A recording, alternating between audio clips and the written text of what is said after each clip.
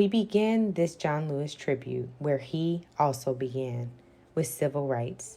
Joining me for this very important conversation are VANITA GUPTA, President and CEO of the Leadership Conference on Civil and Human Rights, DERRICK Johnson, President and CEO of the NAACP, Reverend Michael PFLEGER, the Senior Pastor of the Faith Community of St. Sabina, Reverend Dr. William J. BARBER II, President of Repairers of the Breach and co-chair of the Poor People's Campaign, and LATOSHA Brown, co-founder and chief doer of Black Voters Matter. Thank you all so much for making time to talk with me today about an icon, Congressman John Lewis. So I want to start with VANITA. Because of your work at the Department of Justice, of course, I believe the year before you got to DOJ was the case, the decision that gutted the Voting Rights Act in Shelby versus Holder. And so I want to hear from you some of the things that you experienced in working with Mr. Lewis on the other side of that, because we know that right after that, all of the advocacy picked up to reinstate Section 5, to get the voting rights provisions where they needed to be in Congress. And so just talk a little bit about some of your work with Mr. Lewis on those issues. Sure, thank you. It is truly an honor to be here with my warrior colleagues and friends and loved ones in the movement, especially on today, Angela, where I think probably all of us were in tears watching Mr. Lewis's funeral. You know, 2013, as you mentioned, the United States Supreme Court gutted the heart of the Voting Rights Act in a devastating decision, the Shelby County versus Holder decision, that really took away the long-standing tool of one of the most effective pieces of federal legislation in our nation's history in the Voting Rights Act that required states with long histories of racial discrimination in voting to pre-clear with the United States Justice Department changes made at the local level for election practices that had racially discriminatory impact. And the removal of that tool within hours of that decision coming down from the United States Supreme Court, states like North Carolina, Texas, enacted monster voter suppression laws, doing everything from putting forth restrictive voter ID laws, cutting back early voting, same-day registration. And it took years to litigate and to challenge. The Justice Department did, working with advocates and activists in all states. Years for the federal courts in a place like North Carolina finally to say that the state legislators in North Carolina had enacted their monster voter suppression law with such surgical precision to disenfranchise African Americans. And meanwhile, countless elections had taken place. But Mr. Lewis's legacy was that in the face of this overwhelmingly bad decision for voting rights, he immediately went to action, which is always his way, would not allow despair to hold him back, and said, we need to do everything we can to restore it. And went to work with legislative partners in the Congressional Black Caucus to put forth a bill immediately to restore it. On every prior reauthorization of the Voting Rights Act, Angela, it had always been done under the watch of a Republican president and at least one House of Congress being Republican. The unfortunate thing is after this decision, there really has not been bipartisan support. But Mr. Lewis, year after year, would stand at the podium, introduce the law, and say, we're in it for the long haul. I've been there before. I almost lost my life fighting for this law in 1965, and we will persevere to this, and we've got to keep our eye on the prize, and we're not going to let go until the day that this bill becomes law. So in this moment, where we're seeing a lot of performative mourning by Senate Republicans who have obstructed day after day everything that he has stood for and fought for with his life, it is time not only for us to restore the Voting Rights Act and pass the Voting Rights Advancement Act, but to do everything else that we can to ensure open voting and go beyond it. As President Obama said today, it won't be enough to rest and return to the status quo. It is time for this country to unrig our democracy and to make our democracy work for all of us and go far beyond the restoration of the Voting Rights Act in this moment. It sure was. I was trying to get to this paper and was trying to not make too much noise, and of course left it on mute. Classic Angela behavior. Derrick, I want to go to you. Speaking of President Obama's eulogy today, where we know that he talked not only about the John Lewis Voting Rights Act as it was changed to by unanimous consent on Monday in the House, but he talked about us taking it a step further and named some specific things that the legislature could immediately do to some of VANITA's points. What are some things that the NAACP is currently working on and will push the House and the Senate to do to ensure that we uphold his legacy by marching forward? Yeah, thank you for the question. I started this year with a singular focus on November. Elections have consequences, and as much as we can appreciate that that statement in January, we're living the reality of it today. Whether it's the health pandemic, that's a consequence of 2016's elections. Whether we're talking about the George Floyd incident and the decades of structural racism, that's a result of decades of elections of putting in place policymakers who care little about Black folks. Whether it is sitting in this moment trying to figure out how to navigate the ability to choose between one's health and the right to vote. All of those things as a result of elections. So now we have to move from protest to power at the ballot box, from power at the ballot box to public policy implementations. John Lewis represents the continuum of a movement. We should not deify him, but we should use his life as an example of how we should navigate with integrity and with focus. You think about the Edmund Pettus Bridge, and I think LaTosha was in Selma in 2000 when we had that election for mayor. The mayor of Selma, a city that was 70% Black, both in 1965 and in 2000, was the same person, Smitherman.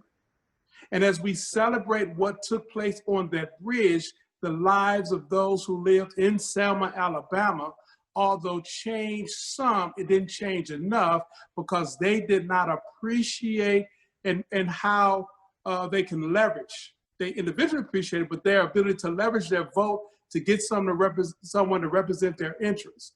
That's what we need to do in terms of John Lewis' legacy. And if we can move from this moment of protest in the street, peaceful across the country, protesters looking like America, and get to the ballot box and carry a value proposition that our lives matter, Black folks' lives matter. That's a value statement. That's a factual statement. It's not a hashtag. It may be groups identified in it, but our lives matter.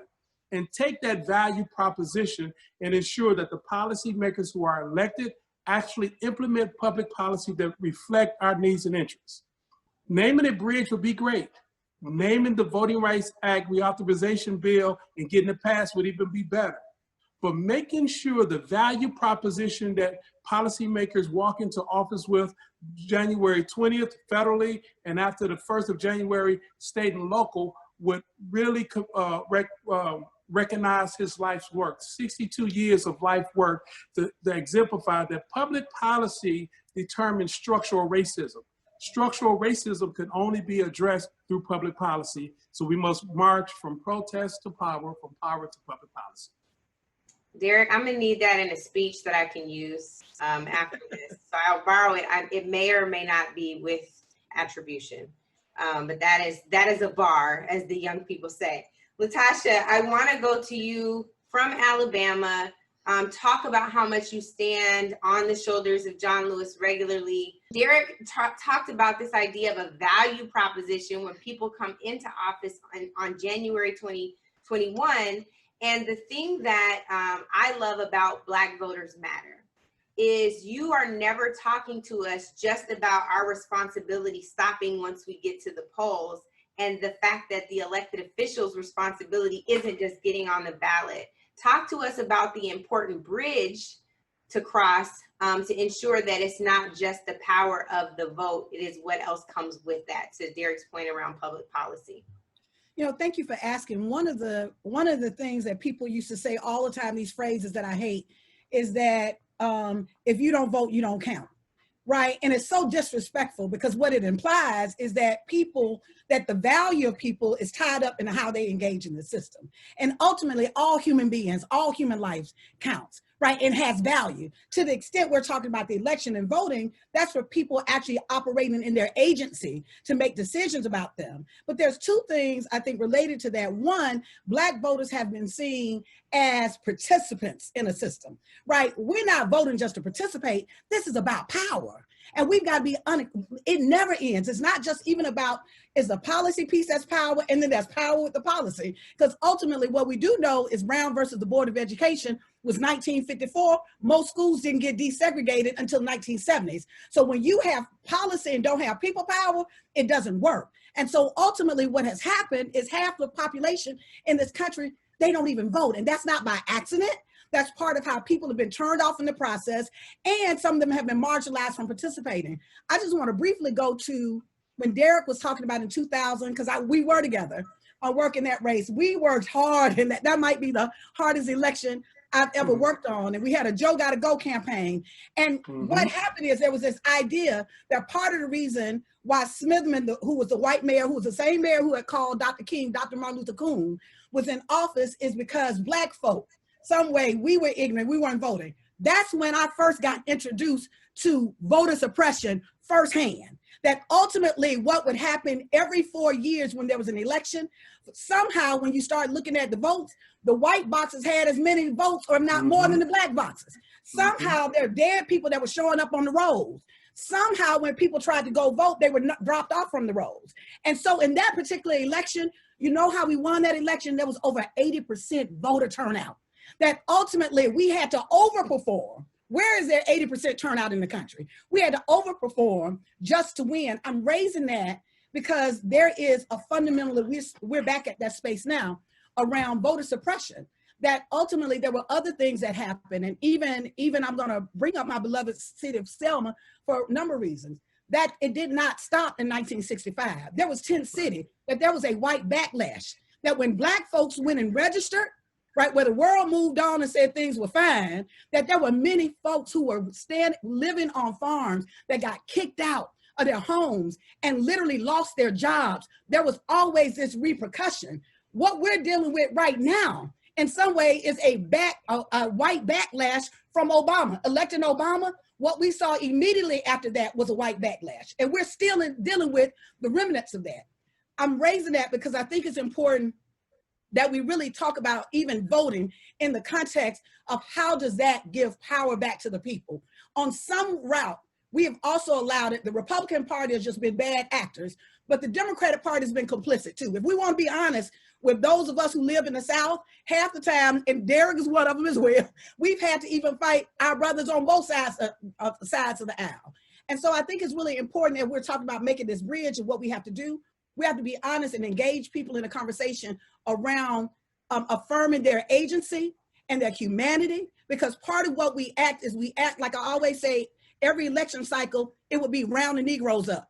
Somebody 3 weeks out before the election would come and give resources, and that's what the goal was. Instead of fundamentally believing that people have power and they have agency and that they should be a part of the process of making the decisions around them. So that's one. The second thing I think is around, I think we're at this intersection again. We're gonna keep going here until we really till we're honest, that the truth of the matter is democracy has not been realized in this country, right? And now we have a fascist, and some people don't want to say it, I'm gonna say it. We have a fascist that is in office right now, who literally on the day in which John Lewis is funeralized, actually says that we should push back the election, knowing he didn't have the power there. Also in his speech, if you heard what he said, he actually talked about even clamping down, that when they send the folks to Portland, these are really, really rough people. These aren't people like the regular police. What was he saying? In that process, there is we can talk about the politics of this, and we can talk about the policy of this, but there is a spirit in this country around that has literally, we have killed the spirit of folks or tried to kill the spirit of folks, well, we're talking about 4 million people that have right now that are tested positive for COVID-19, and we can't even have a conversation about healthcare. We can't even have a conversation about expanding healthcare. We're talking about elections. Elections are to a means to an end. They're not an end in itself.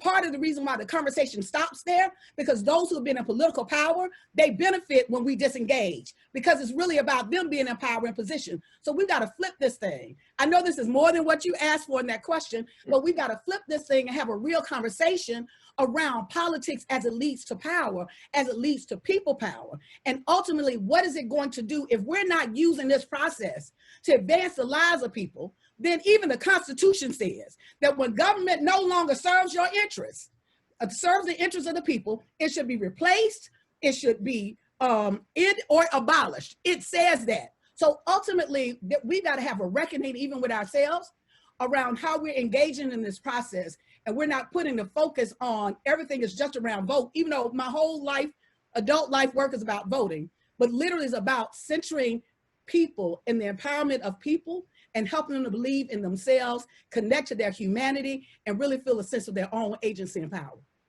I love that, LaTosha. And I want to go to our faith leaders, to the faith circle, because I think LaTosha is talking about the kind of power that in the Greek might be dunamis power. That's about the only thing I know. But just so y'all know, I am a Bible-carrying Christian woman. So I might be able to go back and get in Reverend PFLEGER's pulpit again. I just wanted to throw that out there. Don't ask me to do any more words in the Greek. I probably got agape, phileo, eros, and I think that's probably it. Wraps it up.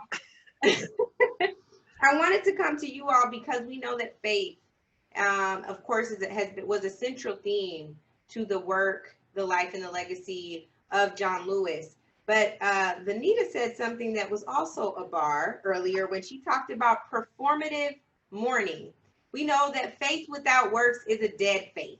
And so I would love to know what you all could say to the GOP, to the Senate leadership, to ensure that they at least catch up with where the Democrats should be, and then tell us how they should take a step further to really honor his legacy, Mr. Lewis's legacy, so it's not performative, but indeed their faith becomes workable and action-oriented. And I'll go to Father PFLEGER or to Reverend Barber. I know both of y'all can preach that word. Go ahead, Reverend Barber. Go ahead, Reverend. Well, I think, let me stand up a second and thank all of you for being on, and Angela, thank you for this. Uh-oh. Oh, he had to stand up for this one. This is gonna get serious, y'all. Let me make sure I dropped off where I can't see you all. Now I can see you. Oh, we can see you. First of all, I think faith requires some level of storytelling. And part of what happens is we don't tell the story right, and so we remember wrong. And if we remember wrong, we don't act right in the present. John Lewis was a man of the movement, not just an island unto himself. I listen to people when they say an icon, but if you talk to, I'm sure, Father PFLEGER or my brothers and sisters in the Ethiopian church and in the Coptic church, icons are different than idols, because icons look back at you, but as you look in the eyes of the icon, you see yourself and what you ought to be doing. You don't just lift them up, and you don't separate the icon from their larger meaning and from their work. So let's for a moment remember, John Lewis was not down there on that bridge by John Lewis himself. He was invited to Selma. There had been a 30-year movement in Selma, the Dallas County Voters League. Let's remember that SNCC went in, and part of that was also James Bevel's Alabama Voting Project before we saw Bloody Sunday. Let us remember that there was a Catholic body in Selma, white people, who had been working for years with the Dallas County Voters League, that our movement has always been biracial. This is not new what we're seeing today. We may be seeing more of it because of social media, but it's always been that way. Let's remember that the Selma to Montgomery first began as the result of death. the death of Jimmy Lee Jackson, who was killed like George Floyd by a cop. And then the death of James Reed that served a Unitarian white minister who actually ended up bringing in more people from around the country. We have to remember that. And then we need to remember that they began in a church. And when they got to Montgomery, they heard a sermon. But it was probably, I think in some ways, Dr. King's most, I have a drink. That was his most powerful close. And that's the one that most people listen to. But that 1965 sermon at the steps of the Alabama State House, where Dr. King laid out why there's always going to be such a fight over voting rights. And what he said was, the aristocracy in this country always sows division when poor Black folk and poor white folk have the power to come together and vote for the beloved community. At the end of the Montgomery bus boycott, the Selma Montgomery March, Dr. King, as a person of faith, laid out a vision of these two powerful bodies come together, same folk that had been used in the Civil War, that had been used down through history. He told the story of what happened in the 1800s, and during the Reconstruction, how this Jim Crowism, this racism was sown deliberately to keep Black and white poor people from forming unions. And he said, this is what this is all about. It is about us as Black people, but it's also about power. And it's about the reality that some folk know that if Black poor people and white poor people ever find themselves together in a unity, the South will not be the same. And if you change the South, you change the whole nation. Yeah. So John Lewis knew, as a faith person, also 3 woes in the Bible. Isaiah 10, woe unto those who legislate evil and rob the poor of their right. He knew that you can legislate evil. And that's what we see happening today. We've seen it for a long time. When people legislate evil that rob the poor of their right, not just rob anybody, but rob the poor of their right and make women and children their prey and make immigrants their prey. The second woe he knew was the woe that Jesus said, which is woe unto those who go through all kind of ceremony, but they leave undone the work of justice. So you open the Congress with prayer, but then right after P-R-A-Y, you P-R-E-Y on the people who need health care, the people who need living wages, the people who need voting rights. The third woe he knew was the one Jesus said, woe unto those who love the tombs of the prophets. That's what we've seen a lot today in the last few weeks, people who love the tombs of the prophets. They say all of these nice things about, like McConnell the other day, when he talked about John Lewis and how great he was, and he relegated all of his work to the past. This man has held up fixing the Voting Rights Act for 2,500 and almost 90 days. 2 days. But they love the tombs of the prophets because dead prophets don't bother you. What they don't want to see is us touch the body of the prophet and come alive. Because the Bible says in the Old Testament, whenever you touch the body of a dead prophet, if you're dead, you come back alive. When you touch the body of a dead prophet and you continue the work of that prophet and even move it further, because you get a double portion of what that prophet had. So in this moment, as a matter of faith, when we talk about, for instance, the voting rights, it's not just political, it's also theological. I'll say this quickly because we only give the right to vote to people. We don't give the right to vote to pets, parakeets, and puppets, which means if I suppress your right to vote, I'm suppressing your imago Dei. I'm suppressing the image of God in you. When I suppress the right to vote, I'm actually engaging in a kind of idolatry to say that I'm more human and you're not human. So the right to vote is fundamental. The Jewish rabbis have taught me that the word for vote and the word for voice in Hebrew is the same word, kol.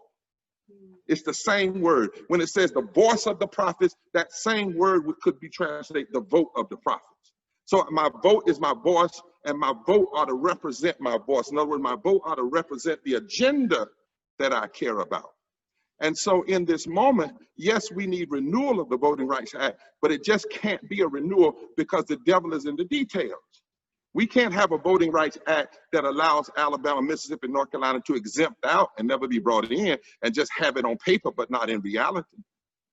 You know, I come from North Carolina, where we spent 4 years fighting the worst voter suppression bill since the Shelby decision. That phrase, surgical precision, came out of the case we won. I was president of North Carolina NAACP, leading Moral Monday, Caitlin and Pender and Forward Justice. We fought in the courts and won. People went to jail. Over 1,200 people went to jail, as well as we fought in the courts. But we also registered to vote because we knew that in the South, for instance, if you can get right now in the South, in fact, all over this country, last thing I'll say is poor and low wealth people represent 32% of the electorate.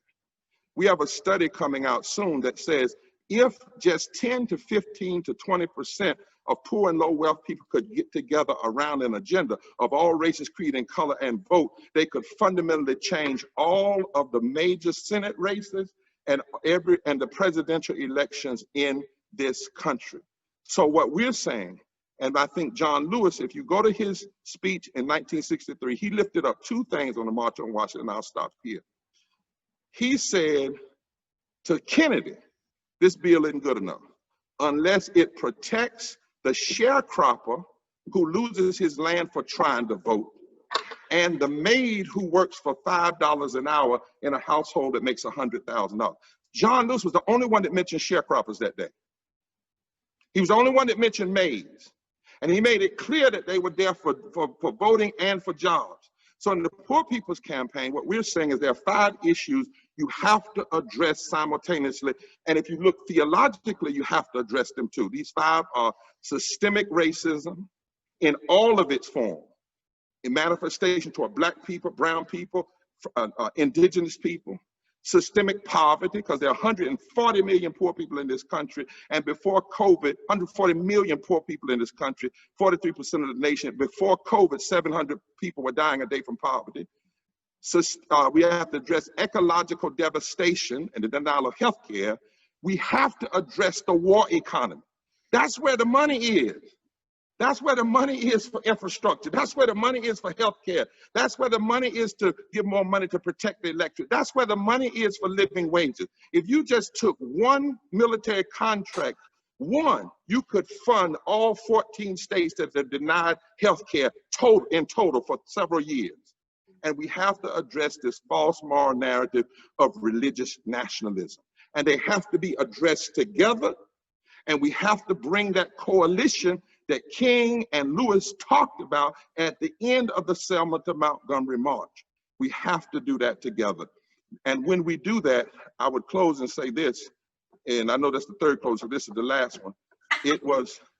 It's in the book of Ezekiel 22, where the scriptures say, your politicians have become like wolves, devouring the people. But what is worse is your preachers tell them they are right and say to them things that God has not said. And then it says, God said, Ezekiel, I look for somebody to stand in the gap to protect the poor and the women and the immigrant. And I could not find anybody, so I'm going to destroy the nation. Then God takes a pause for 15 chapters. And in the 15th chapter, God said, the 37th chapter of Ezekiel, God says, Ezekiel, I'm going to try one more time to find somebody. But I don't want you to go look among the politicians. I don't even want you to go look among the clergy there. I want you to go in the valley of dry bones. All of the people that are broken and feel hopeless. And I want you just to preach to them. Don't worry about their power. I'll give them power. But in other words, God said the rejected will have to lead the revival. So any of us, I believe, that are not talking about the 140 million people that are poor in this country, 61% of all African Americans are poor and low wealth.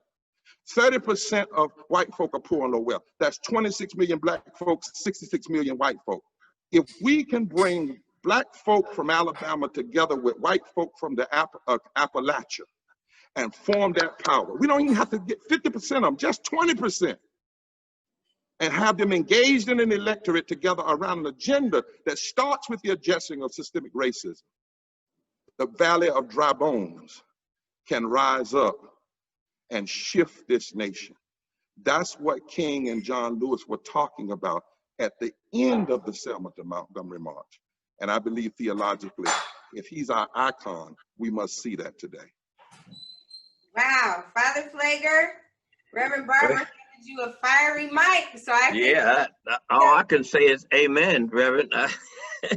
well, Father PFLEGER, let me ask you this though, because I think this is important. Reverend Barber raised religious nationalism in his remarks, and I think that you, although you may look like them, they treat you like you're one of us. And you have been on the target, you've been a target of this, right? Like they've come in, bashed the work of the folks on the ground in Chicago, to which, you know, you are of course a part of that. We know that, yes, John Lewis is a tremendous voting rights advocate, but he also protected Black lives. They've said that we don't care about Black lives mattering because look at what's happening in your own communities. You fight every day against these issues. Talk to us about religious nationalism and how it stands in the way of us walking on one accord, touching and agreeing to get to the beloved community that Reverend Barber also referenced. I would do that first, Angela. I wanted to mention the fact that something that Reverend Barber talked about was the tomb of the prophets. And as we took, I kind of chuckled today of all this past week, all the comments, all these people that are making all these wonderful remarks about John Lewis. And I wanted to say, will you pick up his mantle? Will you put your body on the line as he did? Particularly people of faith. John Lewis's foundation was his faith. And he comes out of the civil rights movement, you know, rooted in the faith tradition, rooted in churches and scripture and prayer, and then marching orders. And the church and the faith community was so powerful in that. And the church community then moved to action. It wasn't about coming together to church. It was about coming to be empowered to go out and build the kingdom of God on earth. And in the last 20 to 30 years, tragically, what's happened is that the faith community has got spiritual laryngitis. The faith community has lost their identity. And how do you talk about a man and his great faith, but the faith that we see today represents and looks like nothing of what John Lewis's faith was. Sodom and Gomorrah weren't destroyed because they were so evil. They were destroyed because they couldn't find 10 righteous people to stand up for justice and for righteousness and for truth. And the church today, the faith community, how faith is defined today is not by mega impact. Dexter Avenue and Ebenezer were small churches. That's but right. Today it's mega church. And it's not about mega church, it's about mega impact. What are you doing to make a difference to build the kingdom of God? And church today, or faith today, has been defined as being safe, as being comfortable, as being part of the structure of evil in this world, and not the sacrificial element and the prophetic voice to which the John Lewises and the C.T. Vivians and the Jim Lawsons and all the rest came out of. So today, and then we have the audacity to call America a Christian country. You know, how dare we? Because what's the danger of that? We're now defining Christianity by what? An evil country. And an evil, toxic country that more masses of people are oppressed and injustice reigns and supremacy rules today. And we define that as Christianity. So people say, if this is what Christianity is, I want nothing to do with it. And so we've redefined, we've hijacked Christianity, we've hijacked Jesus, we've hijacked the Bible, we've made it all something that's very safe and that's very comfortable, and in fact affirms and use it like has been done in the evangelical church to affirm evil and to theologize evil and to say it's all right. And so if we want to talk about the honesty of John Lewis, then let's talk about the faith that is radical, the faith that turns over tables, the faith that talks about leveling mountains and filling in valleys and straightening up what's crooked. And let's talk about the faith of being light that shatters darkness. So we must make sure, if we're going to honor John Lewis, we're going to remember a man who was sacrificial, put his body on the line, a man who was committed to nonviolence, like the Jesus that he believed in and served, the consistency of being on the front line, and at the same time understood that evil doesn't just end. It must be resisted. It must be fought. It must be dismantled. But today, faith has been defined by a country and by a false imposter religious folk who have made it to be something other than what the John Lewis faith and the Jim Lawson and the C.T. Vivian and the Martin King faith define for us. And shame on us. Shame on us for allowing that to take place in America and hijack the Bible and hijack Jesus and make it something. So today, when all these wonderful people are saying all these things about John Lewis and, oh, he was a great man of faith, how dare you? How dare you talk about him as being this, and yet it's something that you have hijacked and redefined. I mean, I watched that. Remember when Muhammad Ali died? All these great athletes talk about he was their hero, he was their mentor. Well, why don't you have the faith and the courage to do what he did? So I think we have to be very careful when we're talking about faith in John Lewis. Let's talk about the real faith. And let's talk about that was founded in him, that was rooted in him, that moved him to the action. He did what he did because of the faith that was the core of who he was. And today, faith doesn't move us. Faith distance us from action. Distance us. Faith is something that we do on the side so that racist and supremacist and bigoted people can go in churches and synagogues and mosques every weekend and feel comfortable in those holy places, being racist and bigoted and oppressors in this country. We have to grab hold of the faith that these giants were rooted in and now teach that faith.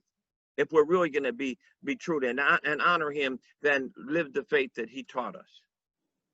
Thank you so much, Father Pfleger. I'm going to start with you, and we got to be quick. I know I have to let all of you go.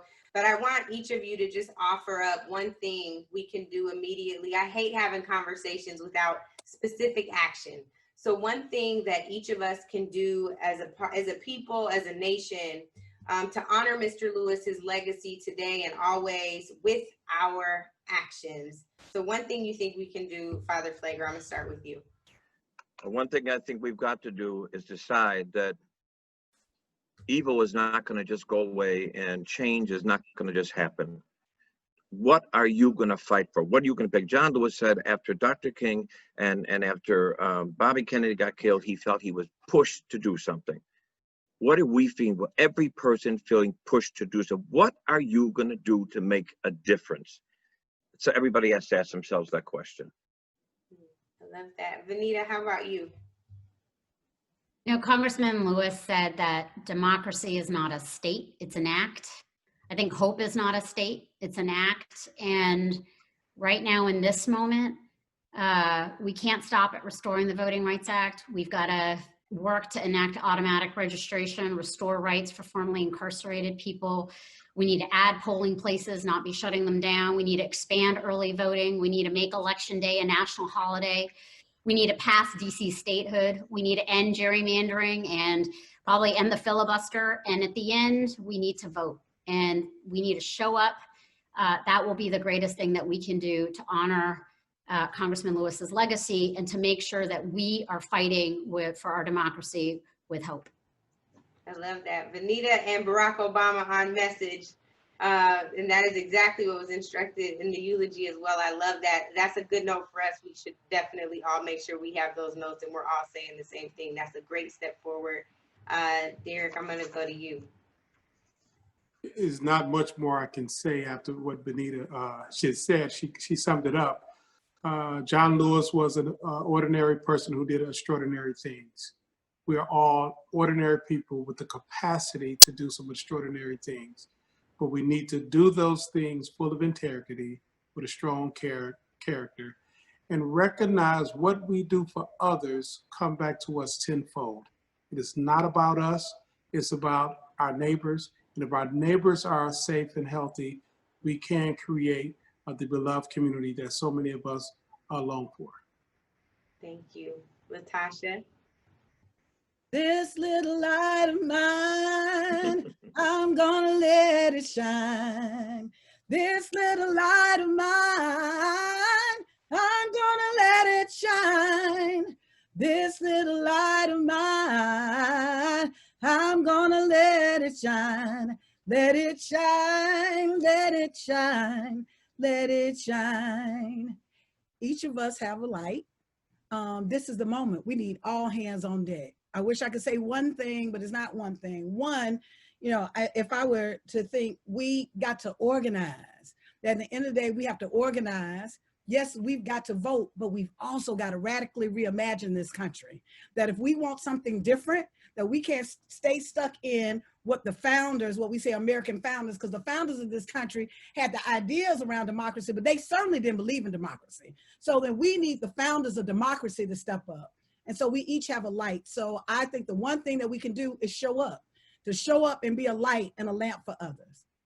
I love that. And the doors of the church are now open after that. I didn't even ask LaTosha to sing today. I wasn't going to do it. But Reverend Barber, the doors of the church are open. Go ahead and do this altar call. Take us home. What's the one thing we need to do?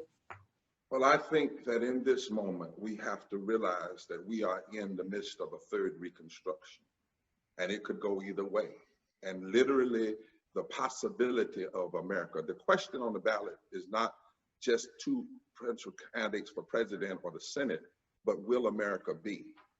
Langston Hughes' poem, America's never been America to me, but I swear this oath that America can be, will be. And some of us have decided in this moment, when we watched George Floyd die and be strangled to death and hung and lynched with a knee, and when we've seen people go in the hospital in 48 hours, they're breathing their last breath, we've asked people to say this: stop for a minute and ask yourself, what would you do if you knew your last breath were 2 days away?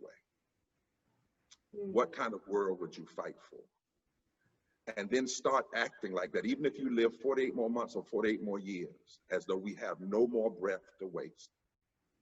And we have saying to folk, then if you really take that seriously, then use your last breath, your breath, to fight to change the reality of systemic racism, from police violence to resegregation of schools to voter suppression, to mistreatment of Native people, to mistreatment of immigrants, to fight to change the reality of systemic poverty, ecological devastation, this war economy and militarization, and stand against the false moral narrative of religious nationalism.